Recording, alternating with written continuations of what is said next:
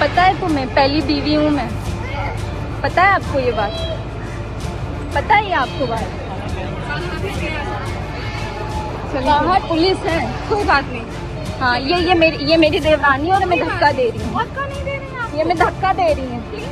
पता है तलाक नहीं हुआ है, हम छोड़ेंगे नहीं उसको। लव मैरिज थी मेरी। दूल्हा दुल्हन स्टेज पर बैठे थे। मेहमान नई जिंदगी की शुरुआत की शुभकामनाएं देने में लगे थे।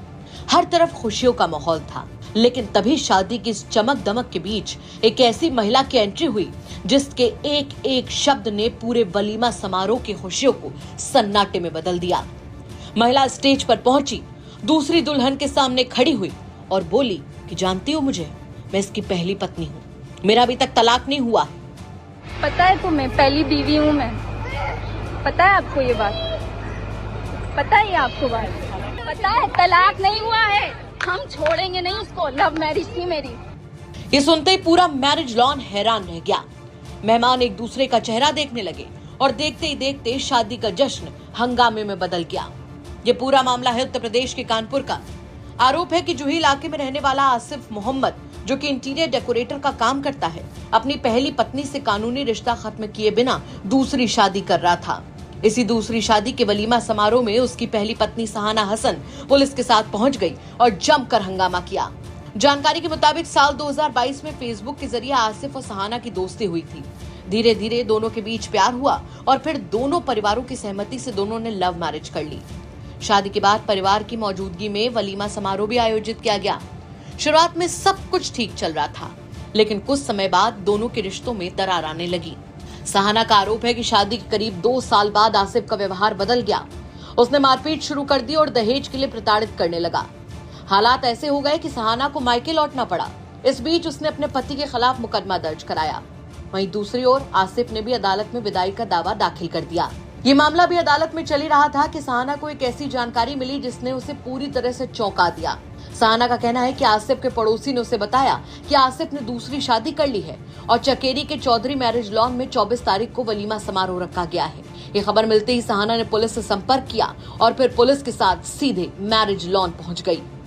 जब सहाना वहां पहुंची तो स्टेज पर आसिफ अपनी दूसरी पत्नी के साथ बैठा हुआ था, लेकिन जैसे ही उसने अपनी पहली पत्नी को देखा, वो मौके से हट गया। स्टेज पर सिर्फ दूसरी दुल्हन बैठी रह गई। इसके बाद सहाना सीधे उसके पास पहुंची और वीडियो बनाते हुए उससे कहा कि जानते हो मुझे, मैं पहली पत्नी हूँ, मेरा अभी तक तलाक नहीं हुआ है और मैं उसे छोड़ूंगी नहीं। पता है तुम्हें, पहली बीवी हूँ मैं। पता है आपको ये बात? पता है ये आपको बात? बाहर पुलिस है। कोई बात नहीं। हाँ, ये मेरी देवरानी और मैं धक्का दे रही हूँ। धक्का नहीं दे रही हैं आप? ये मैं धक्का दे रही हूँ। प्लीज चलिए। पता है तलाक नहीं हुआ है, हम छोड़ेंगे नहीं उसको। लव मैरिज थी मेरी, हम छोड़ेंगे नहीं उसको। इधर आइए। ये मेरी नंद है। चलिए। हम जा ही रहे, हम जाने के लिए जाइए यहाँ से। डू नॉट हटिए यहाँ से। ये देखते ही वहां मौजूद मेहमानों में अफरा तफरी मच गई। कुछ लोग सहाना को समझाने लगे तो कुछ लोग पूरे घटनाक्रम का वीडियो बनाने लगे। इस दौरान आसिफ की मां और उसकी जेठानी भी वहां पहुंची और सहाना को वहां से हटाने की कोशिश करने लगी, लेकिन सहाना लगातार अपना विरोध जताती रही।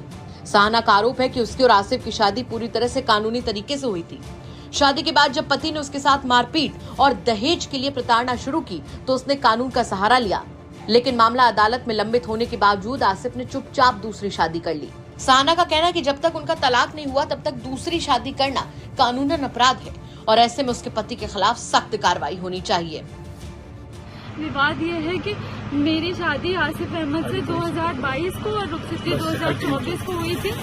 मेरे ऊपर विदाई का मुकदमा डाला है कि आकर नहीं रह रही, जबकि सर मेरे सारे व्हाट्सएप की चैटिंग देख लीजिए। हर महीने मुझसे मिलता है, हर महीने मुझसे बात करता, मुझे बोला लेके जाएगा, उसके बावजूद बिना मुझे बताए यहाँ पर दूसरी शादी कर ली।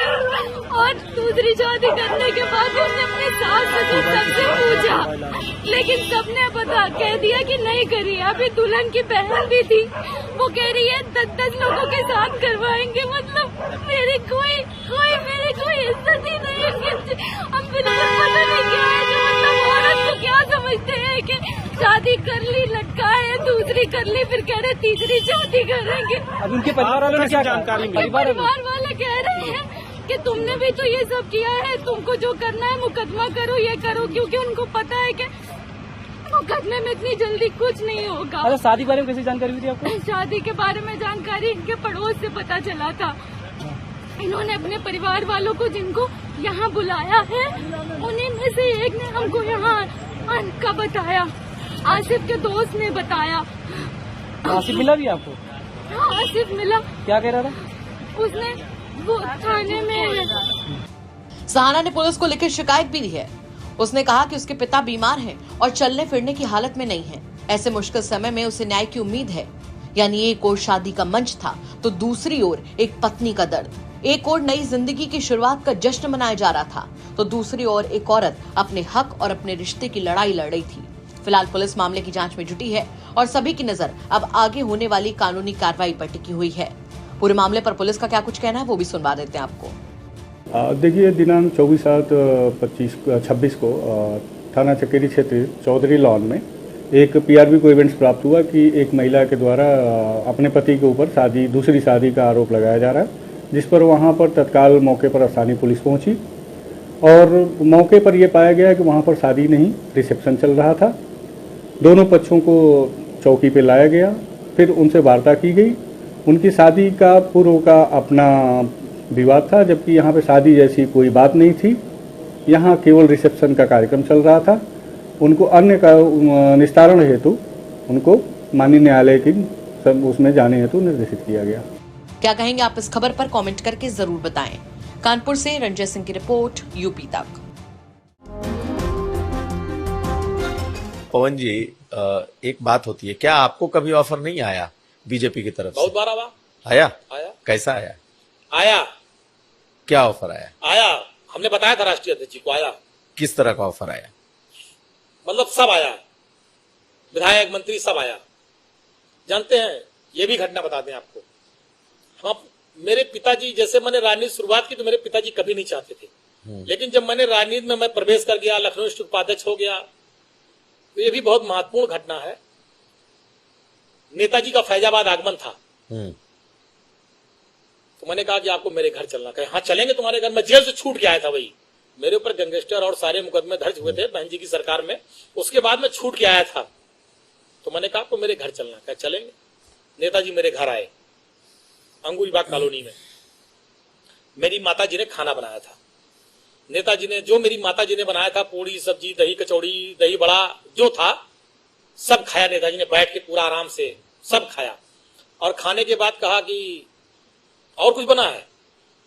तो हमने मम्मी बुलाया अपनी माताजी को, तो उन्होंने पूछा क्या नाम है आपका? कहने मेरा नाम गीता। कहने बताइए कुछ और बना है? कहने जो बना था सब खिला दिया। फिर उन्होंने, मेरी माताजी ने कहा नेताजी से, ये पढ़ते लिखते नहीं है, क्या होगा इनका? नेताजी ने कहा पवन के कारण आज मुलायम सिंह यादव इस दरवाजे पर आए हैं और देखना वो एक दिन वो भी आएगा। आज मेरे आने पे डीएम कप्तान बाहर खड़े हैं, एक दिन पवन भी आगे जाएगा, डीएम कप्तान भी बाहर खड़े होंगे, पवन बड़ा आदमी नेता बनेगा। और मुझे नेताजी ने बनाया, उस स्थान पे पहुंचाया। ऐसे थे धरती पुत्र मुलायम सिंह यादव जी। तो उसी दिन से मेरी माता पिता, मेरे पूरा परिवार का एक लगाव है नेताजी के परिवार से। जब ये सब बातें आई कुछ लोगों ने कि भाजपा ये सब, तो मेरे पिताजी ने तुरंत मुझको फोन किया, कहा जीवन में भूल न करना, जीवन में गलती न करना। ये चीजें मेरे पिताजी ने बहुत सख्ती से मुझसे बात कही थी। मैं बहुत ईमानदारी से आपसे कह रहा हूं।